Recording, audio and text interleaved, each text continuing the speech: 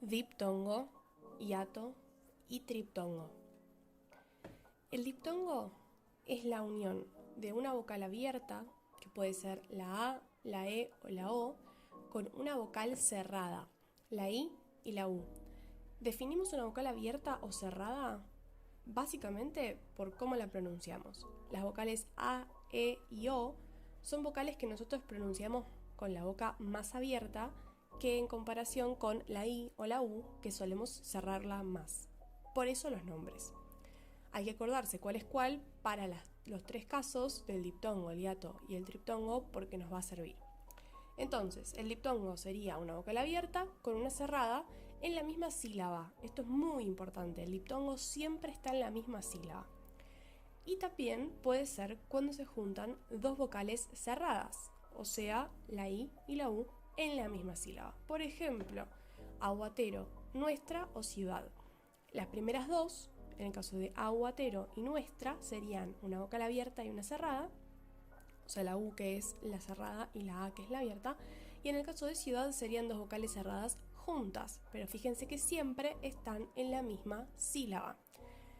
En estos casos de diptongo, las palabras se acentúan siguiendo las reglas generales de tildación. Entonces, después, aunque hay un diptongo, que es de una vocal cerrada U y una vocal abierta E, sigue siendo una palabra aguda y sigue teniendo una S al final de la palabra, y eso quiere decir que lleva tilde.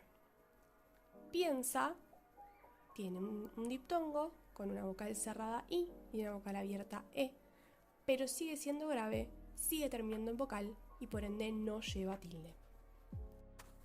El caso del hiato es cuando hay dos vocales que no se pronuncian en la misma sílaba y están una al lado de la otra. Y existen tres clases diferentes de hiato, dependiendo cuál sea la combinación de vocales que vamos a tener. La primera es cuando se combinan dos vocales iguales. Por ejemplo, cooperación, poseer. O sea, son dos iguales, en este caso dos o dos E. La segunda es cuando se combinan dos vocales abiertas distintas.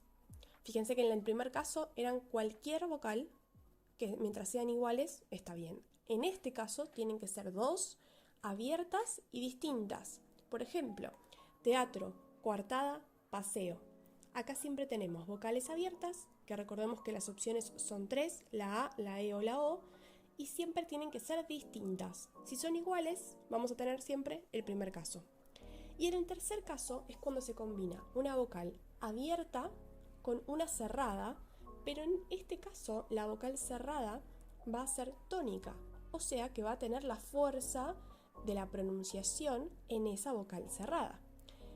Y es muy importante recordar que en este tercer caso las reglas de acentuación no se siguen, se rompen las reglas. ¿Por qué? Porque la tilde va a ir siempre en la sílaba tónica que va a tener la vocal cerrada. Por ejemplo, río. La palabra río se divide en dos sílabas.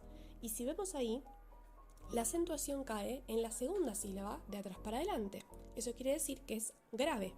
Las palabras graves sabemos que si terminan en vocal no llevan tilde. Pero vemos que río lleva tilde. ¿Por qué? Porque es la tercera opción de las combinaciones de hiato en donde no se respetan las reglas de tildación y por ende la letra I, que es una vocal cerrada, lleva tilde. Lo mismo pasa con hacías o con sonreír. En el caso de hacías también es grave y termina en S, pero como es hiato de la tercera combinación, lleva tilde igual. Sonreír es aguda porque se acentúa en la primera sílaba de atrás para adelante y termina en R.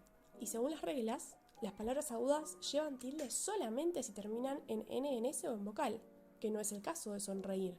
Pero como es hiato y tenemos entonces una vocal abierta E y una vocal cerrada I que es tónica, la tilde se pone igual. Los triptongos básicamente se van a formar cuando en una misma sílaba tenemos tres vocales una al lado de la otra. Tiene que ser dos vocales cerradas y una abierta.